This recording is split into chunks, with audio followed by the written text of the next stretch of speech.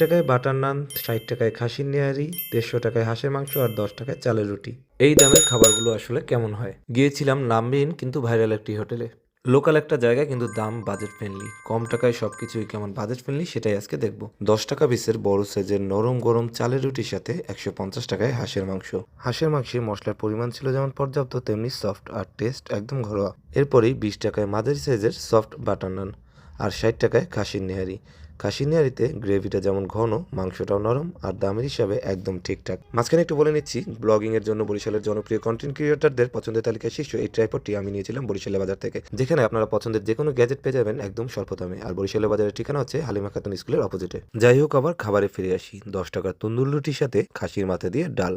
এই সাইজের 3 থেকে 4 টুকরো দিয়ে করা ডালটা ছিল অনেক ঘন আর খেতে ছিল অনেক বেশি টেস্টি। খাসির মাথা দিয়ে করা আরেকটি আইটেম হচ্ছে চটপটি। 20 টাকার এই চটপটি খাওয়ার পর বুঝলাম অনেকদিন পর একটি ভালো চটপটি খেয়েছি। ডেজার্ট হিসেবে ভরপুর বাদাম দেওয়া এই হালুয়াটার দাম ছিল মাত্র 10 টাকা, তবে খেতে কিন্তু ছিল দারুণ টেস্টি। সব মিলিয়ে কম বাজেটে টেস্টি লোকাল খাবার ট্রাই করতে চাইলে আমতলা পানির ট্যাঙ্কির সামনে লালা কমপ্লেন অপোজিটে নামবি নেইল হোটেলে টেস্ট করতে পারেন।